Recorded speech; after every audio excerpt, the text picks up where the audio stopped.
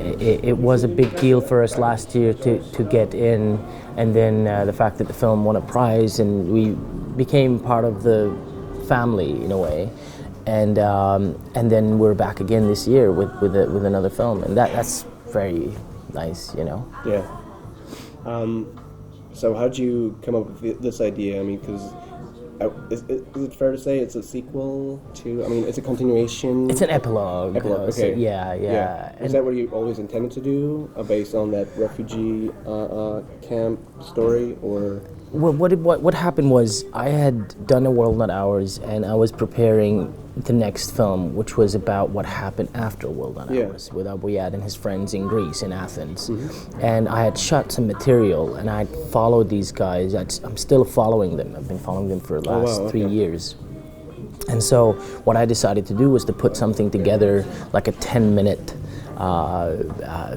thematic exploration visually, and you know, to show to funders and that sort.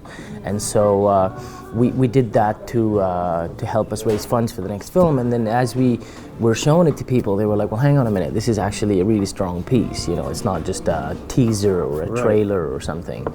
And so I had always been a bit reluctant to present it publicly because of the subject matter, because of, you know, it has a very sensitive,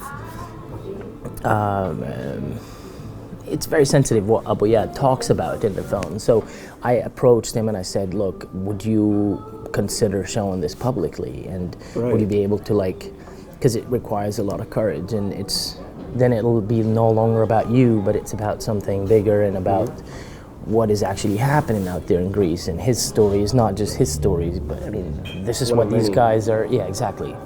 And so he was like, look, courageously, he was like, yeah, let's do it. And I said, well, I'm gonna try and see if Berlin wants to present it, you know. And well, luckily they did.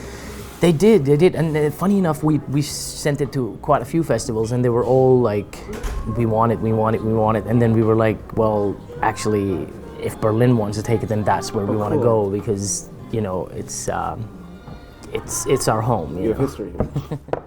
That's cool. And it made sense because it is, in a way, a continuation of A World Not Ours. So it made sense to present it here. So, what do you shoot on? Because I mean, it's a very I mean, you know, it's very grainy, very, you're just in it, you know. Yeah. Well, it was really shot on a selection, like a phone, some old phone I had, and then I had Was that a conscious choice, or was you see, the thing is, I wasn't shooting for a film. Okay. I was collecting references and visuals and just stuff to be able to, like, bring back to my team and to kind of discuss. So it was never intended for a film.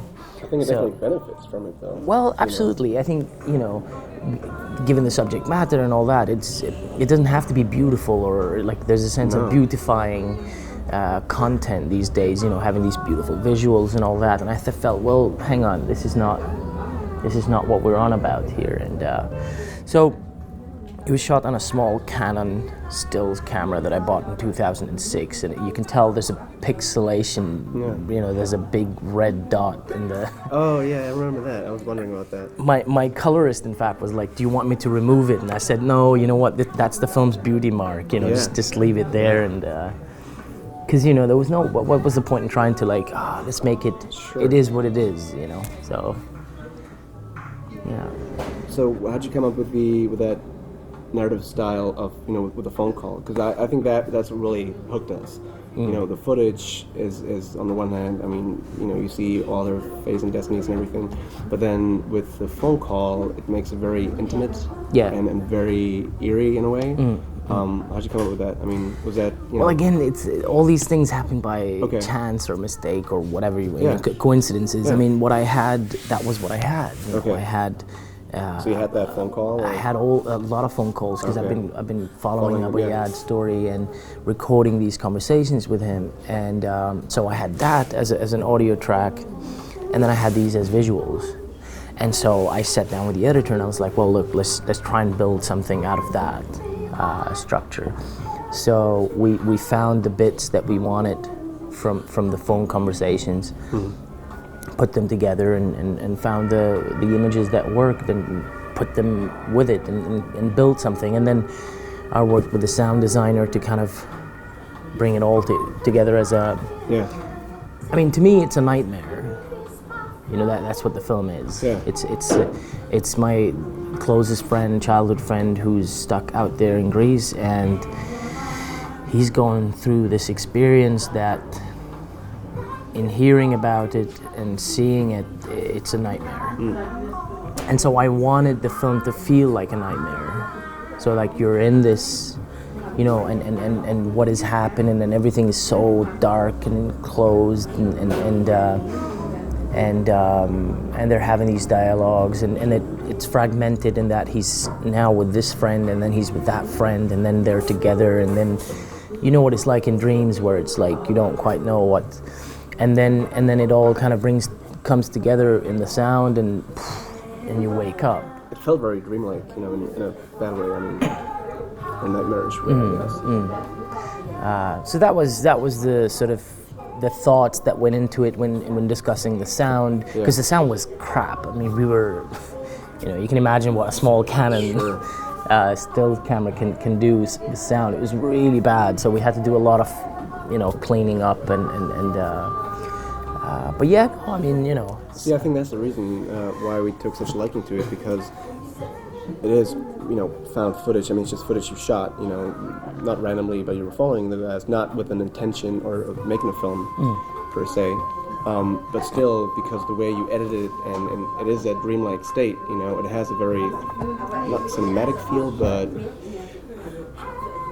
it's a film, you know. It's not just, because we've seen other documentary pieces here, and they were really just documentaries. I mean, they didn't have that feel of, you know, it's going to draw you in and take you on this nightmarish ride in your case, you know. So I think that was just that was a really cool technique to approach that. Is it true that you want to do a feature out of this based on that story? I read that like a couple days ago. That's right. Yeah. Okay. And how would you approach that? Or I mean, you don't have to share. I'm just curious because the technique you were using here, especially with those kind of, you know, the way you shot and everything, would you incorporate some of that? Oh, absolutely. Look, I'm in a very sort of stage, like, you know, I went to film school, I studied fiction. Yeah. I came out of there and I was just fed up with the way they taught things, the way I had to learn things, the way doing fiction, and I ended up doing documentaries. And now I would like to do something that combines the two in a way, maybe if I can do fiction like documentary and documentary like fiction, and some kind of, I don't know. I have a very good team that I've been working with for the last 3 years. We're all into experimenting. I feel like when we're in the office, it's kind of like being in a laboratory, you know, and we're exploring new ways of telling stories with visuals and sounds. And so I'm hoping that it'll be something fresh and unique, but also true to what it is that we're trying to say. You know, it's a story of exiles living in Europe and trying to find a way to be free. You know, so yeah, I don't know. It's hard for me to, because it's all like when you start to articulate things, they kind of lose their. It's so it's out there right now, and It's in the making. It's in the making. I mean, certainly we're the script is ready. We're looking to complete the finance, and I'm hoping to shoot end of this year. And would you use actors for that, or? Ideally, no. I mean, the idea is to work with the guys, because it's their stories. Sure. See, so actually to go back to Athens and use the same guys to play the roles. Yeah, that would be really cool. Your films are very personal, very message-driven, let's say. You know, I mean, you have this message you want to bring across, and then show their situation. So, are you hoping to reach a really wide audience if you do this feature, or would you rather say, I don't want to compromise? Of course, look, I don't want to bore people, and I don't want to. The thing is, I don't want to sell popcorn. Yeah. Right? So, but I do want to make something that hopefully people can like think about a week or two or whatever later. Nothing is better than a film that kind of grows in your head after you've left it, and hopefully a film that you want to go back and revisit. You know, there are films that are really intense and well made and great and powerful and has a strong, like for example, I watched the film the other day, Leviathan. Have you seen that? No, it's not. Brilliant film. I mean, I've never seen anything like it. Such a physical experience, really tough. Okay. It's not a film that I would put myself through again, you know, Right. not for, I mean, it's not a critique, but it's just, it was a really intense experience. So I'm hoping to do films that maybe has that, but that you can, that are also entertaining at some point, you know, like that are funny, that you want to go back and watch again. Yeah. No, I'm not. I don't have this like I'm an artist. This is my vision. You know, if you don't like it, don't watch it, or I'll watch it. You know, that sort of. Okay. I mean, I do want to. Film is entertainment, but it also has to say something. It has to be meaningful. You know, yeah. you can't just pour junk in people's faces and just like. Well, many people do. You know. Well, unfortunately, that's also a side of the whole filmmaking thing. It's not why I wake up in the morning to do my work. It's not. Well, I don't want to keep you much longer. No, go for it. But what is your you know, not plan for the future? I mean, now you have this feature coming up, or you want to do that. Would you consider like following them longer and longer, and you know, put out another piece about that, you know, every other time, or would you come to a point where you say, I really need to do, you know, something else now, maybe a whole different. I'm sure that will happen at some point. But the thing is, this is what's, you know, I'm like on this journey. It seems to me like this long life project you're on, you know, which is really interesting. It is in a way, it is, and I would love to, and you know, the thing is, my cinema is about exile. Yeah. I'm in exile, and what is exile? I don't know. I'm trying to figure it out. I'm trying to explore it cinematically. That's really what. How I would sum up my work. Is this thing filming? Yeah. All right, so you're both. Yeah. Oh, wow. I was just like, that's it's a cool picture you can cut to, you know, as like Yeah, one yeah. shot, really. Ah, nice.